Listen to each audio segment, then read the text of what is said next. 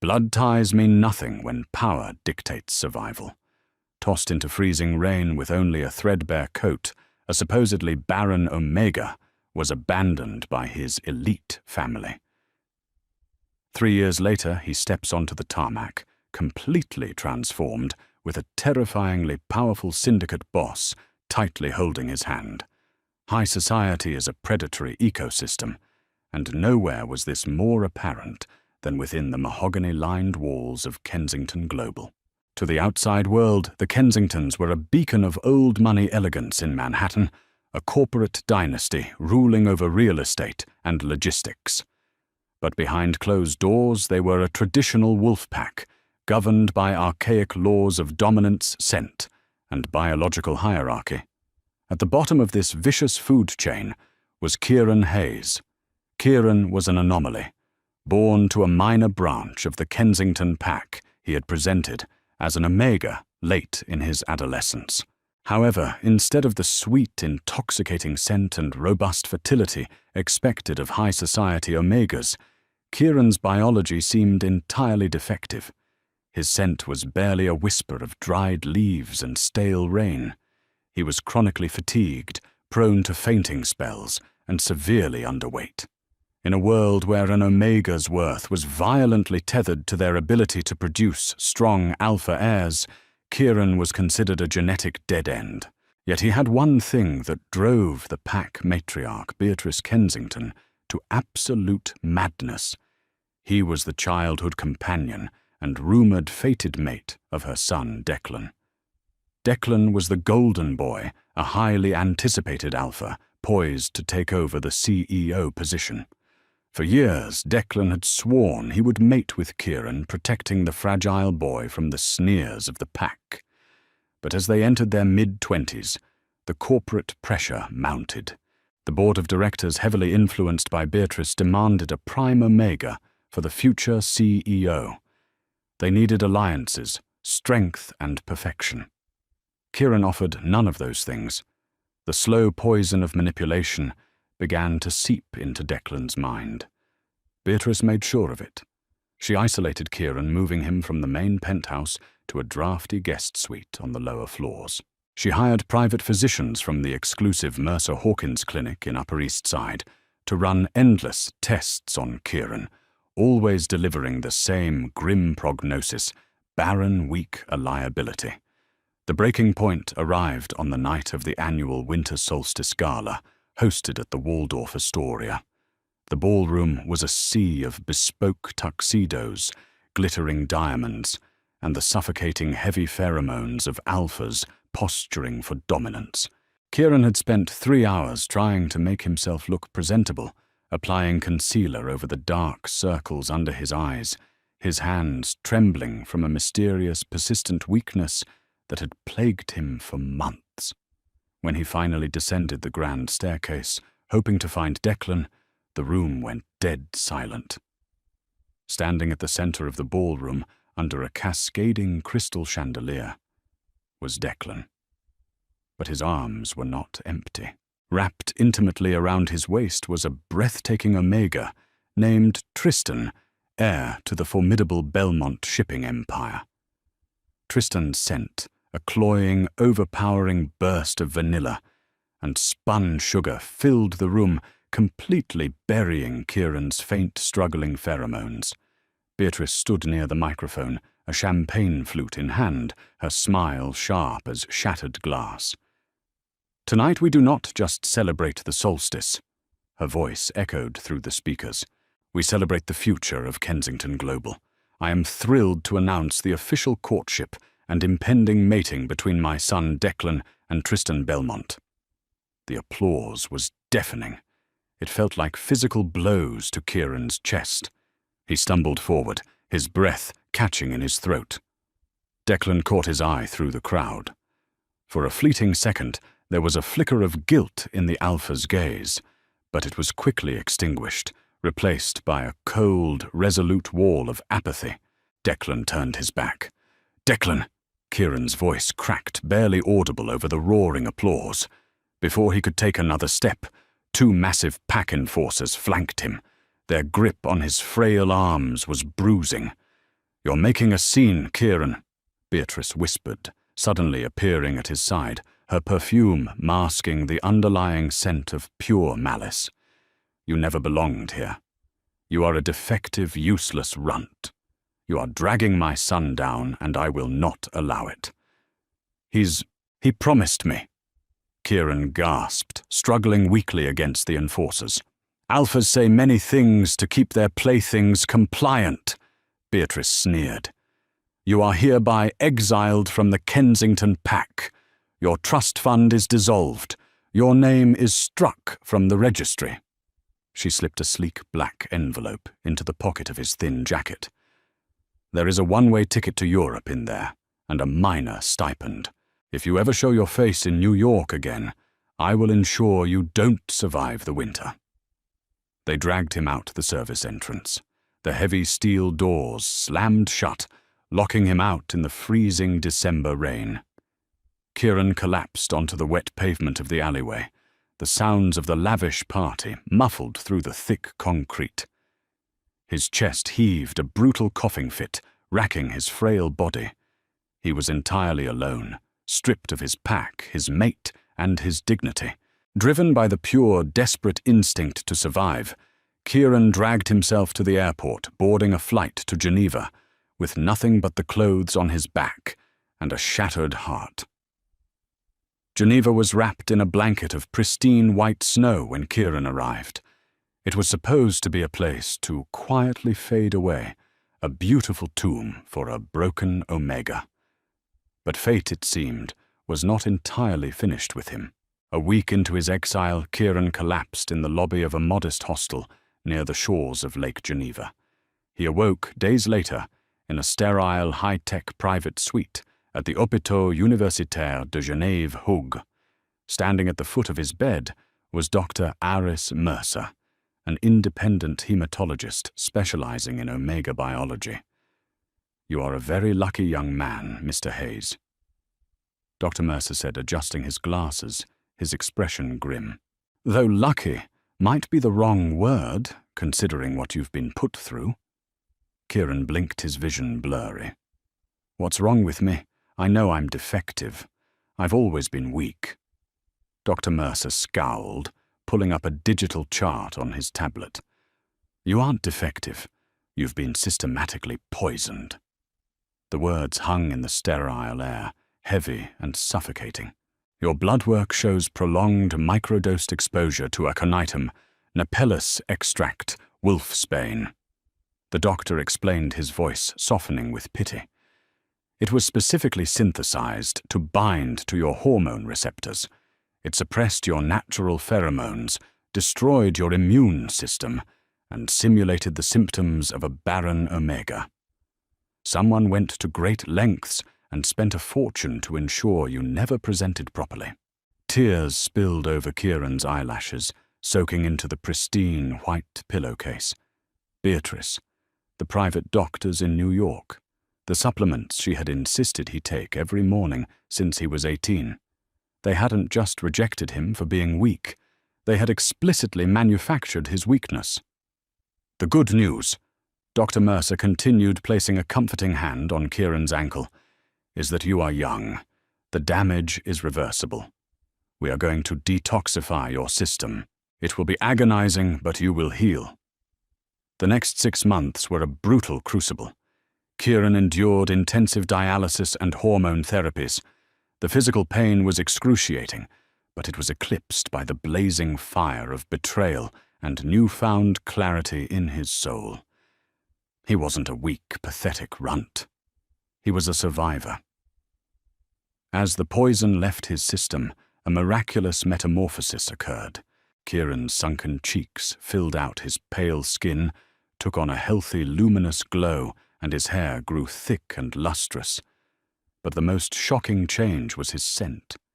It bloomed violently, a deep, intoxicating aroma of wild winter orchids, crushed pine, and fresh petrichor. It was a prime Omega scent, so potent and alluring that Dr. Mercer had to put him on specialized suppressants just so Kieran could walk through the hospital corridors without inciting a riot among the Alpha staff. To pay off his mounting medical debts, Kieran took a job as a translator and archivist for a private wealth management firm in Geneva, utilizing his fluent French and sharp intellect. He built a quiet, peaceful life. He was safe. Until the gala in Gstaad. His firm was managing the silent auction for a high-profile international charity event, and Kieran was assigned to catalogue the art pieces. The venue was an opulent alpine chalet, glowing with warm light against the freezing mountain night. Kieran was in the back corridor, cataloguing a 19th-century oil painting, when his suppressants began to fail. He had miscalculated the dosage in his rush to leave his apartment. A soft flush crept up his neck, and the heavy, sweet scent of winter orchids began to leak into the air. He panicked, fumbling in his satchel for his emergency pills. Before he could find them, the temperature in the hallway seemed to drop by 10 degrees. The air thickened, becoming dense and charged with an almost physical weight. Footsteps echoed on the hardwood floor. Slow, deliberate, and predatory. Kieran looked up, freezing like a deer in headlights. Standing at the end of the corridor was Gideon Crosswell. Even in Europe, the name commanded absolute terror and respect. Gideon was the CEO of Crosswell Industries, a shadowy multi-billion-dollar global conglomerate that operated above governments. But more importantly, Gideon was a supreme true alpha, a genetic rarity, an apex predator among wolves. He stood at 6'4", with shoulders broad enough to block out the light. His eyes were a piercing, inhuman shade of amber, and his jawline looked like it had been chiseled from granite. His scent hit Kieran like a physical blow, dark oak-aged bourbon, and the terrifying ozone-heavy scent of a brewing thunderstorm. It demanded absolute submission. Gideon stopped a few feet away, his amber eyes locked onto Kieran. The true alpha's chest heaved as he inhaled deeply, his pupils blowing wide, completely swallowing his irises. "You." Gideon's voice was a low, guttural rumble that vibrated deep in Kieran's chest.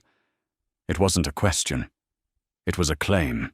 Kieran's knees buckled under the sheer force of the alpha's pheromones, his biology desperately crying out in recognition. Fated. Mine. Gideon closed the distance in a fraction of a second, catching Kieran before he could hit the floor. The alpha's massive arms wrapped around the trembling Omega, pulling him against a broad, solid chest. The contact sent electric shocks through Kieran's nervous system. "Who left you here?" Gideon growled, burying his face in the crook of Kieran's neck, inhaling the intoxicating scent of orchids and petrichor. "Who dared to leave my mate unguarded?" For the first time in his life, Kieran didn't feel fear in the presence of an aggressive alpha. He felt profoundly, intensely safe. He clutched the lapels of Gideon's bespoke Tom Ford suit, burying his face into the alpha's chest, letting out a soft, broken whimper that made Gideon snarl possessively at the empty hallway. That night, Gideon didn't attend the auction. He whisked Kieran away in a heavily armored motorcade to his private estate on the edge of Lake Geneva. Over the next year, Gideon dismantled every wall Kieran had built around his heart. The terrifying syndicate boss was infinitely gentle with his Omega. He treated Kieran not as a fragile glass doll, but as a treasured equal. When Kieran finally told Gideon the truth about his past, about Kensington, Global Beatrice's poison, and Declan's betrayal, the temperature in the penthouse dropped, and Gideon's eyes flared a dangerous glowing red. "They broke you," Gideon whispered, his thumb gently caressing the fading scar on Kieran's arm from the IV drips. "They tried." Kieran corrected his eyes hard and resolute. "But I survived." Gideon smiled, a dark, chilling expression that promised absolute ruin. He pulled Kieran onto his lap, kissing him deeply, claiming him with a biting intensity.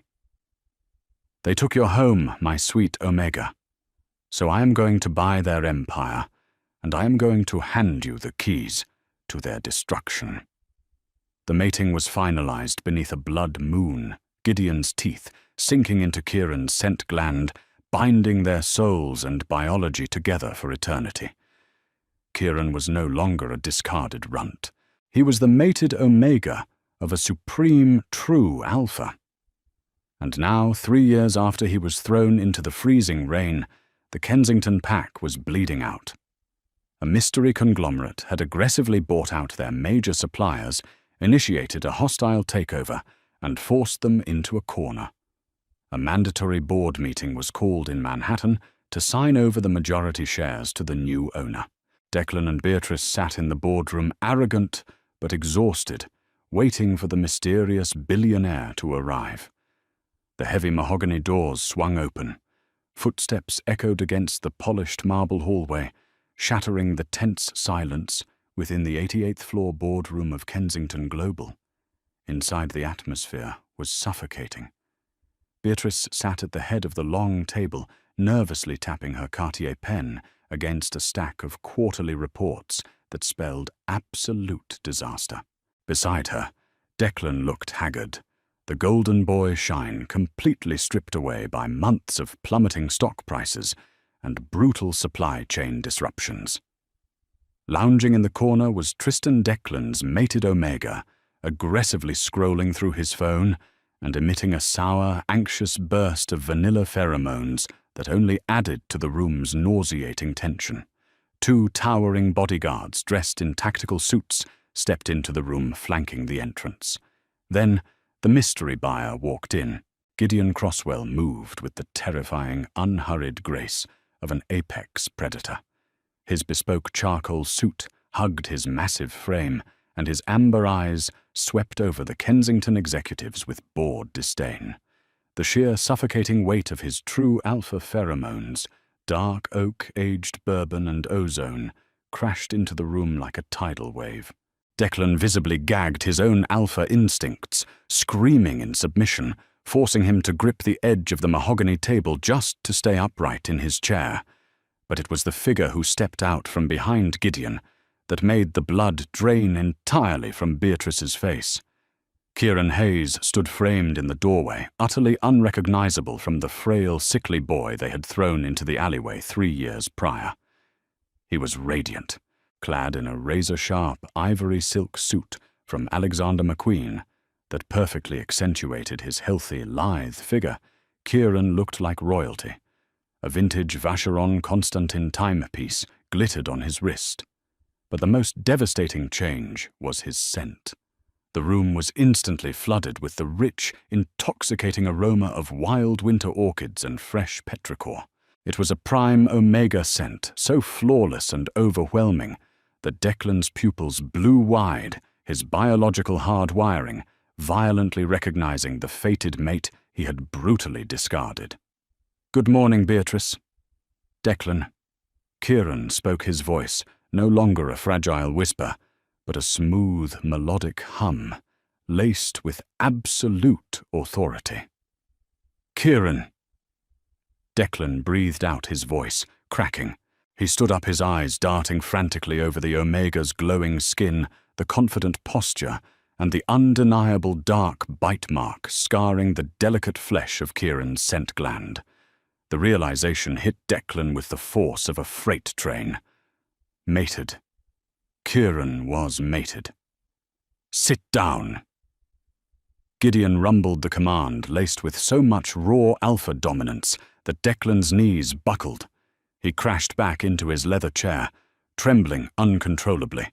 Gideon stepped behind Kieran, placing a large, possessive hand on the small of the Omega's back, a silent, lethal warning to everyone in the room. "What is the meaning of this?" Beatrice shrieked, finally finding her voice.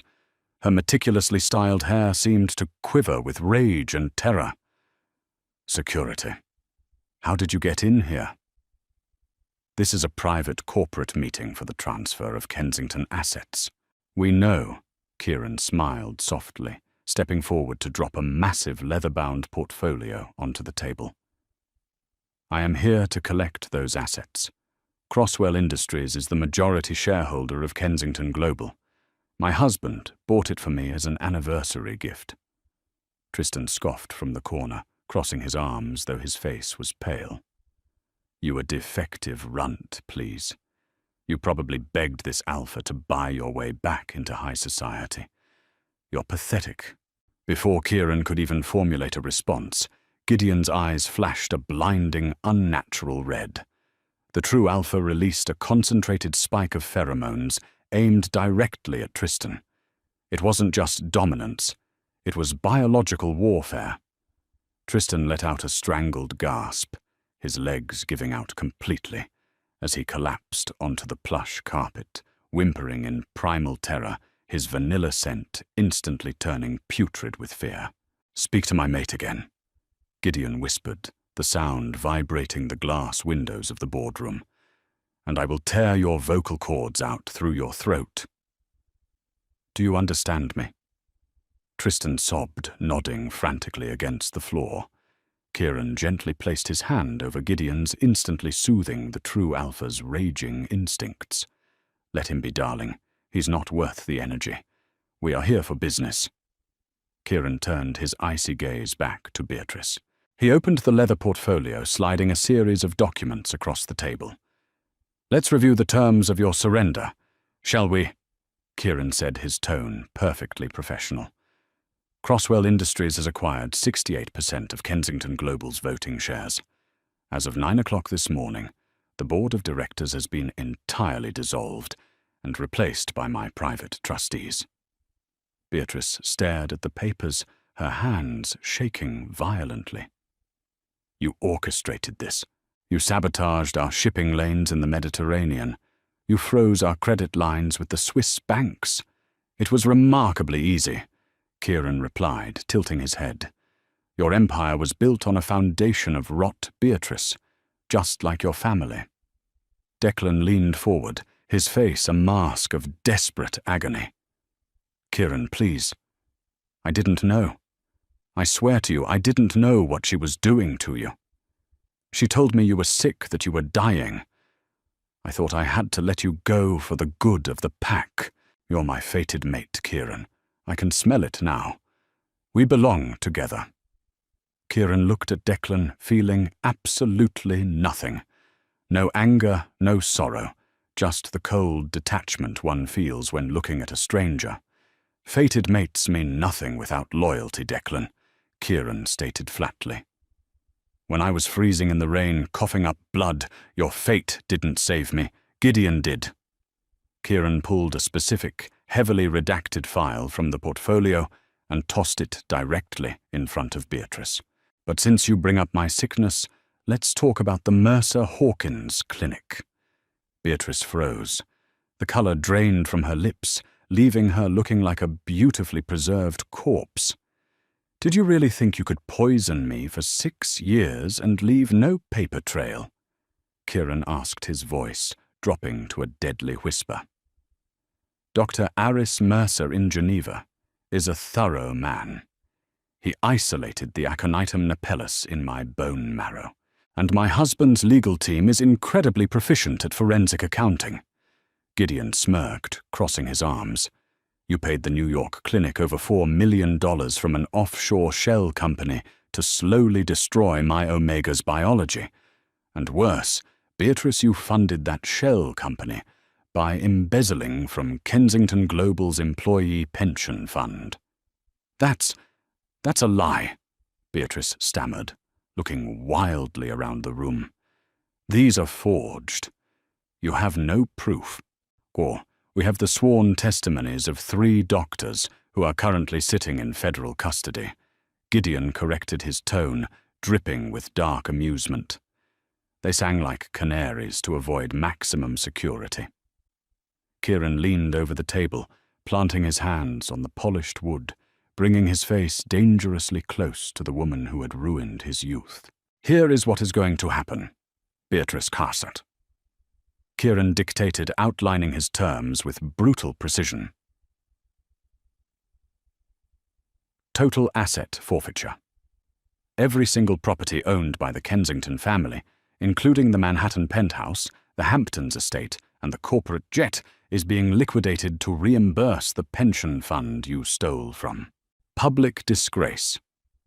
The evidence of your embezzlement and the biological assault against an Omega is currently being broadcasted to every major news outlet and the Department of Justice. Pack exile. The Kensington Pack is officially dissolved. Your names are struck from the global registry. You are nothing.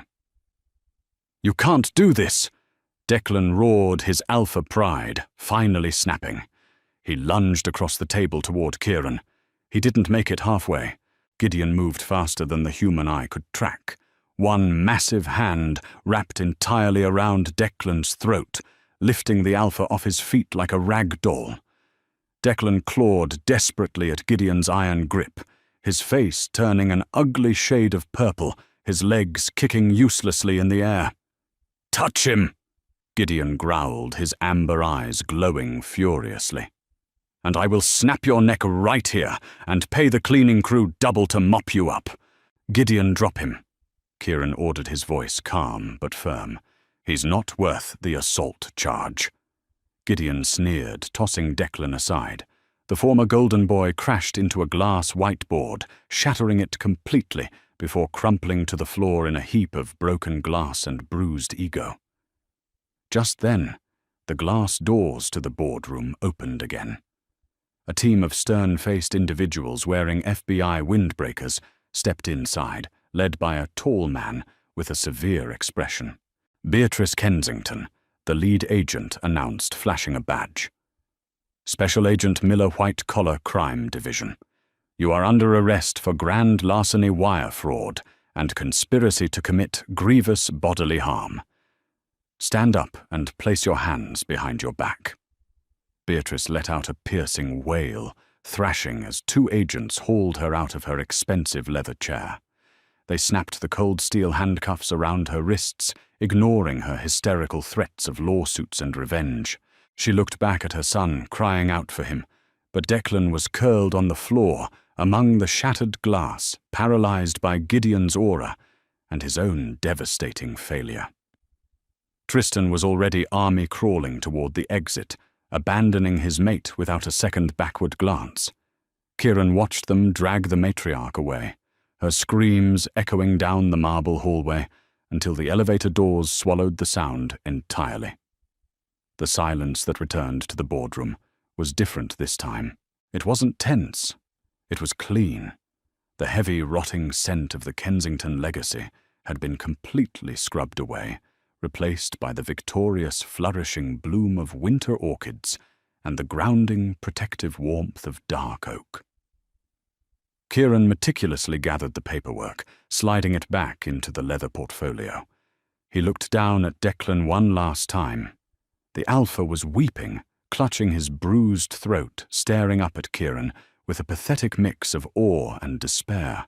"You could have had a partner, Declan," Kieran said softly, almost pityingly. "You could have had a mate who would have stood by you through anything. But you chose to believe a lie because it was easier than fighting for me. Enjoy the streets." Kieran turned on his heel, the silk of his suit snapping elegantly as he walked toward the door. Gideon caught him in the hallway, pulling Kieran by the waist and pressing him against the cold marble wall. The true alpha's face buried into Kieran's neck, taking a deep, greedy inhale of the Omega's triumphant scent. "Brilliant," Gideon murmured against his skin, pressing a soft kiss directly over the mating mark. "Absolutely terrifying, my little orchid. I have never been more turned on in my entire life." Kieran laughed, a bright, genuine sound that echoed through the empty corporate floor. He wrapped his arms around Gideon's broad shoulders, pulling the massive alpha into a deep, bruising kiss. "Take me home, Alpha," Kieran whispered against Gideon's lips. "I think we need to celebrate the successful acquisition of our new real estate." Gideon's eyes darkened with raw desire. He scooped Kieran up into his arms, carrying his Omega toward the private elevator, leaving the ruins of the Kensington Empire burning in their wake. They had taken everything from him, leaving him in the freezing rain to die. But Kieran had returned, not just as a survivor, but as a king hand in hand with the devil himself. And in the ruthless world of alphas and omegas, the weakest had ultimately become the most powerful of them all. Did this story of sweet revenge keep you on the edge of your seat? If you loved seeing Kieran rise from the ashes and claim his true alpha, hit that like button and share this video with your fellow drama lovers. Don't forget to subscribe to our channel and ring the notification bell so you never miss another thrilling Omegaverse tale. Drop a comment below, telling us what you thought of Gideon's ultimate power move.